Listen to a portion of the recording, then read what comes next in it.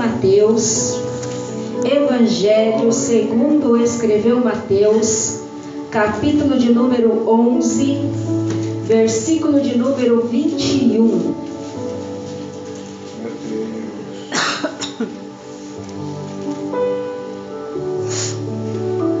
Livro de Mateus, capítulo de número 11, versículo de número 21, vai dizer assim: Ai de ti, Corazim, ai de ti, Betsaida, porque se em Tiro e em Sidom fossem feitos os prodígios que em vós se fizeram, há muitos se teriam arrependido com saco e com cinza. Versículo de número 23: E tu, Cafarnaum, que te ergues até os céus, serás abatido até os infernos. Porque se em Sodoma tivesse tido os feitos, os prodígios que em ti se operaram, teria ela permanecido até hoje. Pode se assentar, adorando, bendizendo, glorificando, exaltando o nome santo do Senhor, porque o nosso Senhor, Ele é merecedor de toda esta honra, de toda esta glória que ofertamos a Ele. O Senhor, Ele é digno de ser louvado e adorado na beleza da sua santidade. E aqui nós estamos falando a respeito do ministério de Jesus Cristo, ao qual Ele veio realizar na terra, e Ele estava neste período trabalhando, pregando, ensinando ostensivamente, intensivamente a sua palavra, exercendo o seu ministério. E nós vamos ver que o ministério de Jesus, Ele escolheu para o seu ministério próprio uma forma de agir, uma forma de trabalhar. E nesta forma de trabalhar nós vamos ver que o Senhor Jesus, Ele deixa para nós um exemplo, um molde de como nós também devemos pautar o nosso ministério. Jesus, Ele pautou o seu ministério na palavra, nos sinais e na obra. Então isso acabou se caracterizando como os 3 pilares do cristão. O primeiro pilar ao qual Jesus, Ele pautava o seu ministério era na palavra.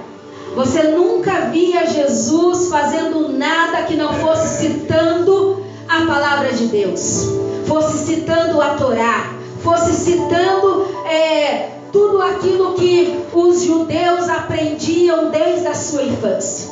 Quando Jesus, Ele se perde dos seus pais e é encontrado dentro do templo, ainda na tenra idade, por volta dos 12 anos de idade, e Ele é encontrado no meio dos doutores. Quem falava não eram os doutores. Os doutores estavam calados, ouvindo um menino de 12 anos pregar a Torá para eles. E ali eles se admiraram do grande conhecimento que aquele menino estava interpretando para eles.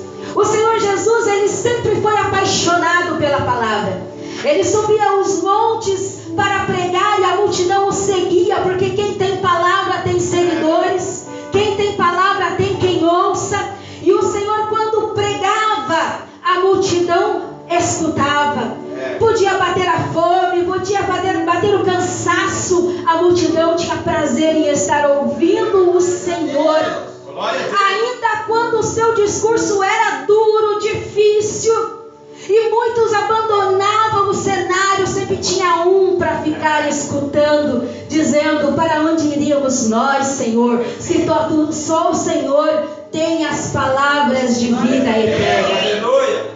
E foram essas palavras que sempre fizeram a diferença no ministério de Jesus. E Jesus usou estas palavras no seu ministério.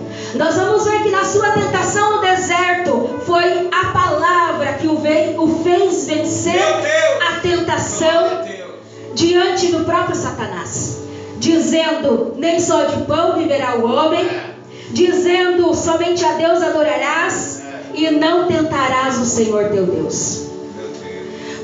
Quando ele estava diante de algum doente, de algum enfermo, ele utilizava a palavra para curar, dizendo: vai, a tua fé te salvou, ou dizendo: perdoados são os teus pecados, e a cura era automática na vida vida dessas pessoas.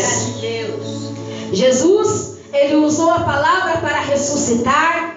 Jesus, ele usou a palavra até mesmo para perdoar o pecado da humanidade, quando na cruz ele diz: está consumado. Meu Deus. Telestai. Está consumado. E ali nas palavras de Jesus, no seu gesto, no seu ato, na sua obra, a humanidade ganhou a salvação e a redenção. Esse é o primeiro pilar do ministério de Jesus. E esse é o primeiro pilar do ministério de cada um de nós, ao qual foi testemunhado nesta noite pela diaconisa Berenice. O segundo pilar do ministério de Jesus eram os sinais. Por onde Jesus passava, a vida das pessoas nunca mais era a mesma, porque os sinais aconteciam. Esses sinais eram os milagres. Aonde Jesus passava tinha milagre. Quem precisava de um milagre ia correndo atrás de Jesus, porque sabia que ele era poderoso para operar sinais. E este mesmo poder, este mesmo dom, esta mesma autoridade, o Senhor também deixou para nós utilizarmos deste mecanismo, utilizarmos dos sinais que ele utilizava. Ele também nos delegou autoridade, dizendo que em meu nome expulsarão demônios, falarão novas línguas, pegarão serpentes, e se beberem alguma coisa mortífera, o veneno não te fará mal nenhum, porque ele nos deixou o poder de também realizar sinais. Ele até chegou a dizer: obras maiores das que eu faço, vós farão. É o poder que nós temos no nosso ministério de realizar milagres. Nós entendemos isso quando analisamos que todo cristão, algum dia, algum momento, já recebeu um milagre na sua vida. Se eu perguntar aqui para a igreja, quem nunca recebeu um milagre, será que alguém ousaria levantar a sua mão ou um dedinho dizendo: eu nunca recebi milagre nenhum de Jesus? Eu creio que toda a igreja, em algum momento da sua caminhada, da sua trajetória, recebeu um milagre, porque são os sinais que o Senhor deixou para nos acompanhar, para acompanhar o nosso ministério, para fazermos a diferença na terra. E para executar estes sinais, a única coisa que é exigida é a fé. Apenas isso. Não precisa fazer uma faculdade, não precisa fazer um cursinho de como operar milagre. É apenas usar a fé e buscar a presença do Espírito Santo de Deus. E Jesus, ele queria garantir que os seus discípulos não fossem discípulos, obreiros, crentes acomodados. Ele queria garantir que os seus discípulos fossem ativos na sua caminhada. Os milagres, os sinais, eles existem para que o nosso ministério seja ativo. Então nós não temos aquele motivo de dizer: nossa, meu ministério é monótono, meu ministério é parado, não acontece nada. Se você orar, se você jejuar, se você clamar, se você pedir, os milagres vão começar a acontecer, a rotina vai embora, a novidade de vida vai chegar, as coisas vão começar a mudar, porque sinais, os milagres existem para nos tirar da nossa comodidade e buscar algo maior e melhor que Jesus proporciona para cada um de nós. O terceiro pilar do ministério de Jesus eram as obras, eram os feitos, eram as realizações, porque não adianta nada eu ter fé para realizar um milagre, mas eu não quero sair de casa, não quero sair do meu conforto, não quero sair do meu sofá, não quero fazer nada que me tire da minha comodidade. É necessário uma ação para isso acontecer, e esta ação é dado o nome de obras. E Jesus chamou um povo para o servir. nós fomos chamados para servir. Ainda que algumas vezes questionamos, dizendo: Senhor, mas eu não, manda eu não, Jesus. Mas o Senhor te chamou para servir. O Senhor te chamou. E além de te chamar, Ele te coroou com dons, com talentos e com o seu ministério distinto. O seu ministério, a sua chamada, aquilo que Deus te chamou para realizar, Ele não chamou ninguém mais para fazer aquilo, Ele chamou só você. Ele fez uma reunião secreta com você e disse: olha, eu te dou dons, te dou talentos, eu te capacito, eu te fortaleço, eu te ajudo, eu te dou um jeitinho peculiar de trabalhar e esse jeito é só seu. Ninguém vai fazer igual a você. As crianças, elas têm o costume de imitar os irmãos da igreja. Meus filhos cresceram imitando os pastores, as pastoras, os músicos, e a gente vê que cada um tem um jeitinho diferente, cada um tem uma mania, cada um tem um vício de linguagem, e a gente percebe que é único daquela pessoa. Ninguém é igual àquela pessoa. Deus, Ele te chamou para fazer a obra do jeito que você é, sendo único, sendo diferente, porque você é especial.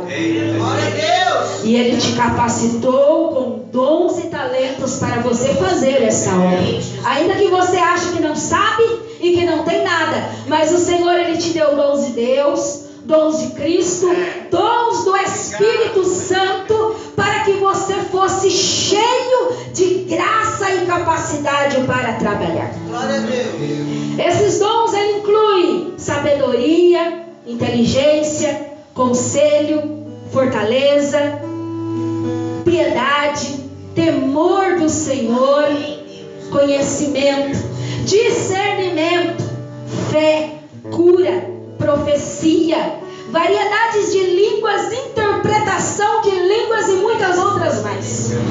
Às vezes a gente fica preso só a uma coisa distinta, mas Deus, Ele trabalha na sua multiforma, nas variedades dos seus dons. Ele trabalha para nos capacitar para fazermos a sua obra. Para produzirmos unidade no corpo, Ele deixou uns para apóstolos, outros para profetas, outros para evangelistas, outros para pastores e mestres. Sabe o que isso quer dizer? Que o ministério que você tem, que foi derramado óleo sobre a tua cabeça, você foi consagrado por isso, não é cargo. Ser evangelista não é cargo. Ser pastor não é cargo. Ser um obreiro da casa do Senhor não é cargo. É dom. E foi dado para a unidade do corpo. Para que o corpo de Cristo pudesse ser ativo, vivo. Para que pudesse cada um da sua forma de agir, pudesse ter esta variedade de trabalho. Porque um tem uma criatividade para uma coisa e outro para outra. Enquanto alguém pensa em alguma coisa para o crescimento da obra, outro já está com outro pensamento, e é isso que dá o crescimento da obra de Deus. Glória a Deus. E tudo isso também foi nos dado por Deus. Meu Deus. Então Jesus, no seu ministério, ele utilizava palavra, sinais e obra. E nós podemos utilizar do mesmo legado, porque foi o legado que Jesus deixou para a sua igreja. Era o legado que Jesus estava deixando na terra para os seus discípulos, porque Jesus estava ensinando os seus discípulos. Neste momento em que lemos esta leitura, Jesus, ele havia acabado de ensinar os seus discípulos, e então eles partiram dali para ir ensinar na cidade de Pedro, André e Filipe.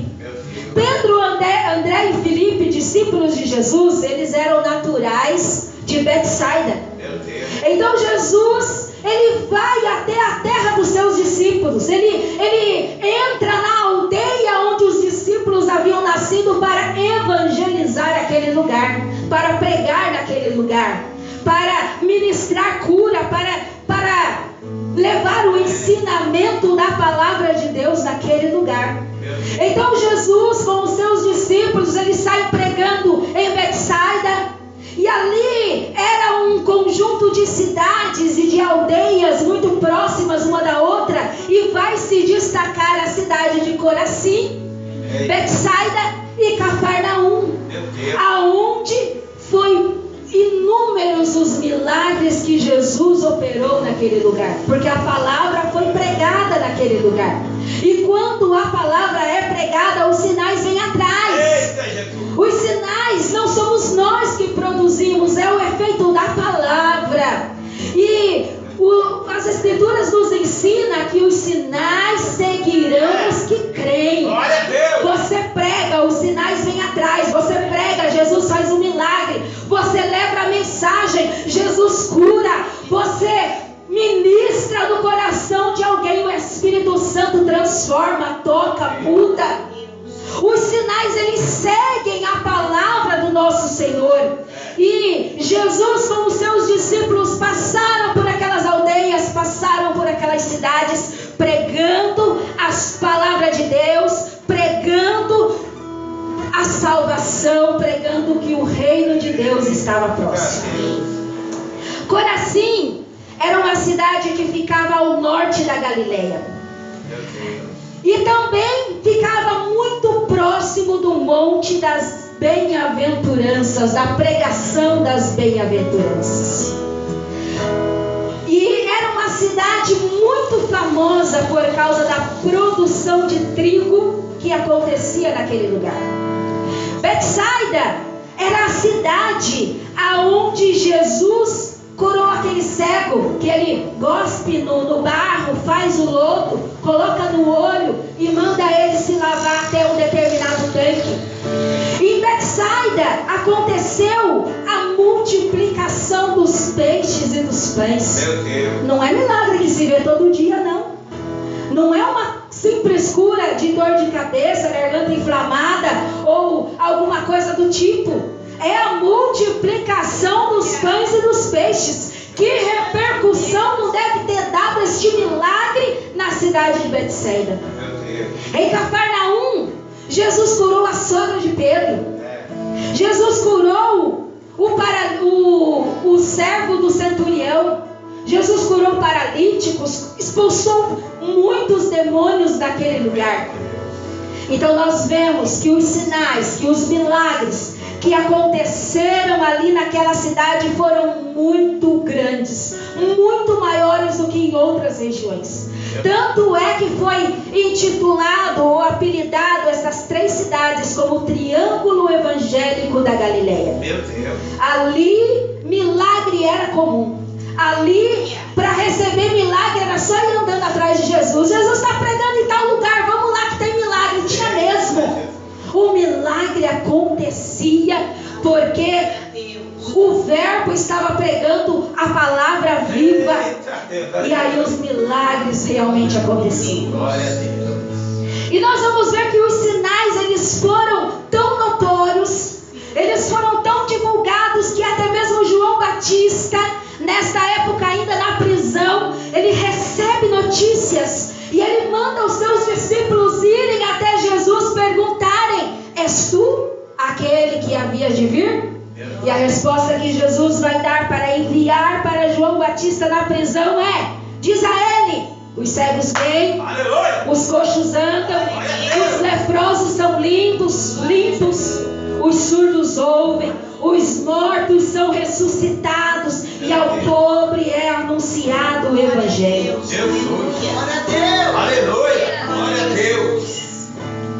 Mas nós vamos ver que apesar de ouvir o Evangelho genuíno, apesar de verem os sinais sobrenaturais que aconteciam naquele lugar, vai chegar um determinado momento que nós vamos encontrar Jesus decepcionado. Jesus está decepcionado com o ministério que ele realizou nestas três cidades. Meu Deus.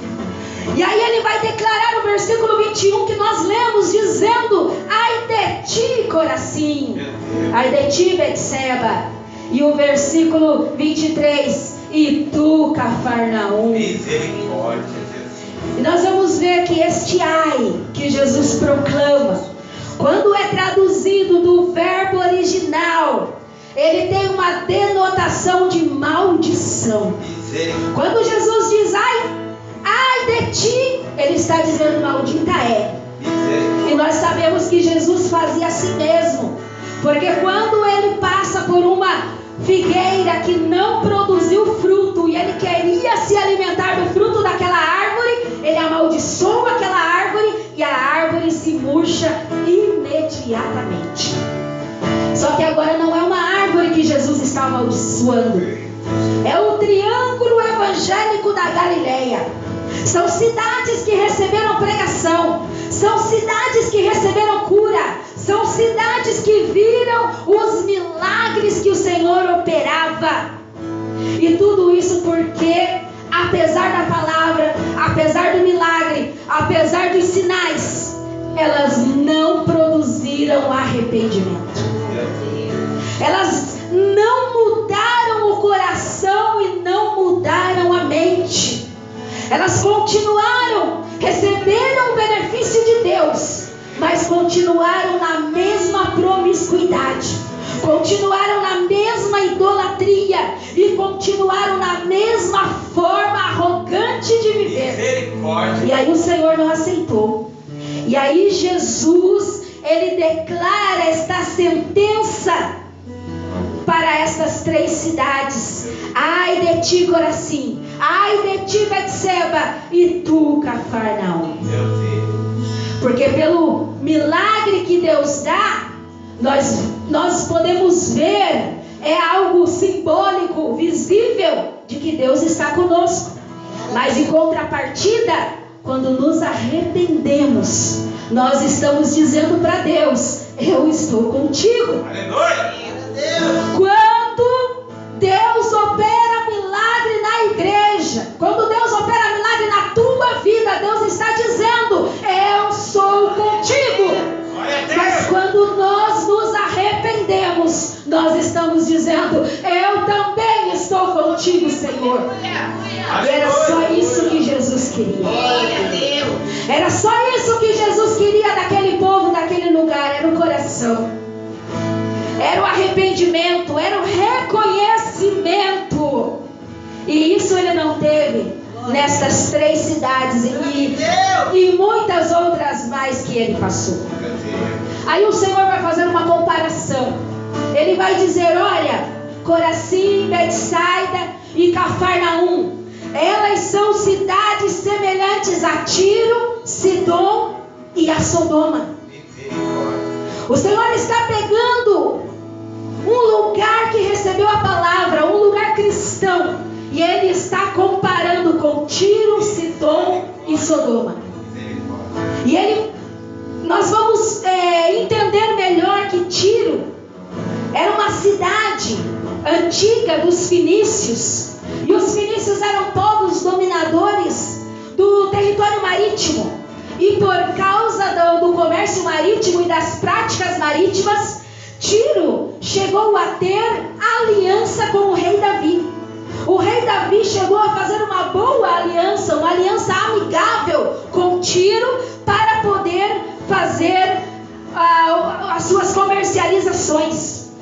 E aí eu fico imaginando, eu fico pensando, será que Davi deixou passar batido e não falou do Deus dele para o povo de Tiro? Será que Davi, no meio das suas negociações, ele nunca falou para Tiro que havia um Deus, um único Deus que regia a terra e que merecia ser honrado e adorado, e que a ele é toda a honra, toda a glória e todo o louvor e toda a majestade? Eu duvido que alguém que dançava atrás da arca da aliança, eu duvido que alguém que se vestia de túnica sacerdotal para adorar a Deus, eu duvido que alguém que tangia um instrumento e até demônios saíam correndo dele, não tenha pregado para o rei de Tiro, para aquela cidade. Meu Deus. E nós vamos ver que Sidom também era uma cidade vizinha de Tiro, na verdade era a cidade mãe de Tiro. Elas eram cidades fenícias ao lado de Canaã. Então, por ser a cidade matriz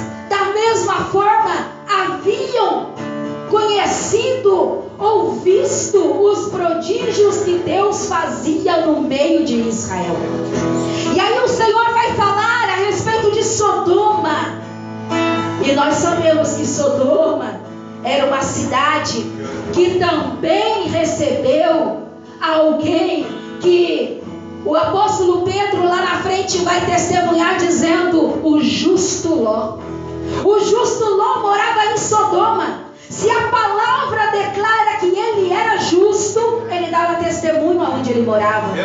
Todo mundo à sua volta podia se corromper, mas na casa de Ló havia comunhão. Porque se não houvesse comunhão na casa de Ló, os anjos não teriam entrado naquela residência. E nós sabemos que a cidade de Sodoma foi destruída por uma chuva de fogo. Os anjos tiveram que arrancar o justo de lá pela mão, correndo. A cidade de Tiro e a cidade de Sidom foram destruídas por grandes imperadores usados por Deus. Todas as 3 cidades foram destruídas por causa da sua maldade, da sua idolatria e da sua perversão sexual. E o Senhor Jesus vai dizer que para Tiro, para Sidom e para Gomorra haverá menos cobrança do que para Corazim, Betsaida e para Cafarnaum. Porque o Senhor Jesus vai dizer que se lá tivesse acontecido os sinais que aconteceram aqui, teria sido diferente. Meu Deus. Olha como é impactante. Olha como é o pensamento do nosso Senhor Jesus. Ele considera alguém que conheceu a palavra, alguém que viveu a palavra, alguém que experienciou os sinais de milagres e maravilhas e não deu valor, pior do que aquele que está no mundo praticando toda sorte de iniquidade. Porque o Senhor está fazendo uma cobrança para essas cidades. Elas receberam Jesus, elas tocaram em Jesus, a multidão se apertava para tocar em Jesus. Quando tocavam em Jesus, virtude saía dele e todo mundo ficava sabendo. Imagina viver numa época dessa. Imagina receber uma palavra dessa. Imagina ser curado de enfermidades e receber milagres como eles receberam naquele tempo. A quem muito é dado, também muito será cobrado. Aquele lugar recebeu muito de Cristo. E o Senhor cobrou arrependimento. E não houve arrependimento naquele lugar. E então o Senhor declara esta sentença para essas cidades. Mas o Senhor ele vai terminar o ensinamento para os seus discípulos, dizendo que os mistérios da salvação o Senhor revelou apenas aos pequeninos. Os pequeninos são aqueles que abrem o coração. Os pequeninos são aqueles que recebem a palavra. Os pequeninos são aqueles que valorizam sinais da parte de Deus. E isso o Senhor só revelou para os pequeninos. E aí o Senhor Jesus termina dizendo: traz para mim, chama aqui para mim todos os que estão cansados e oprimidos, que eu quero aliviar. Sabe o que Jesus estava dizendo com isso? Ele estava dizendo assim: olha, para me seguir, para me servir, eu não vou aceitar desculpa. Está cansado? Então vem. Está angustiado? Então vem. Está doente? Então vem. Está sobrecarregado? Então vem. Por quê? O Senhor ele alivia. Ele tira o jugo pesado. Ele coloca o jugo leve. Ele opera milagre. Ele opera maravilha. Ele resolve problema. Ele entra na família. Mas o Senhor não quer desculpa para não seguirmos a Ele. Meu Deus! Porque senão Ele vai dizer: olha, tu é como Tiro, é como Sidom, é como Sodoma e Gomorra. Porque o Senhor ele tira a nossa desculpa. Jesus, ele vem aqui, Senhor. A partir do momento que Ele diz: o que queres que eu te faça? Ele está dizendo: não põe desculpa não, põe impedimento não. Não coloca obstáculo, não. Apenas vem a mim. Apenas entrega para mim. Porque eu aliviarei. Eu tirarei o fardo. Eu tirarei o cansaço. Eu tirarei a preocupação. Eu tirarei a angústia. Eu tirarei todo tipo de problema que estiver te colocando um obstáculo entre mim e ti. Mas apenas vem. Apenas segue. Era isso que Jesus queria de Corazim. Era isso que Jesus queria de Betsaida. Era isso que Jesus queria de Cafarnaum. Apenas vem e permanece em mim. Apenas vem e me segue. Porque muitos têm aquela falsa ideia de que para vir para Jesus tem que ser perfeito. Para vir para Jesus eu não posso ter problema. É o contrário. Vem da forma que está. E aqui você se derrama. Aqui você se deleita. Aqui você entrega tudo nos pés da cruz. Porque os impossíveis pertencem a Ele. Você nunca vai vencer se ficar colocando obstáculo. Nunca vai sair daquele lugar comum se ficar colocando desculpa.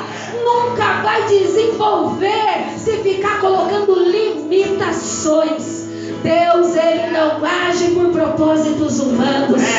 Deus, Ele não trabalha nas minhas condições. Ele é soberano. Ele é infinito. Ele pode entrar onde está a doença, a dificuldade e o problema e dissolver tudo, resolver tudo. Ele pode todas as coisas. Ele pode tudo. E Ele tem todo o poder para fazer aquilo que Ele quiser. Só há uma coisa que impede o agir de Deus nas nossas vidas. Somos nós mesmos. Quando dizemos, hoje não dá, hoje não consigo, hoje não posso. O Senhor, Ele quer apenas que venhamos, apenas que estejamos na Sua presença. Apenas isso. Então esteja na presença de Deus. Então venha da forma que estiver, do jeito que estiver, mas seja povo santo, remido, lavado no sangue do Cordeiro, justificado por Jesus. O Senhor justifica. Ainda que os nossos pecados venham ser uma multidão, o Senhor justifica. Isso não é impedimento, isso não é problema, isso não é limitação. O Senhor tem todo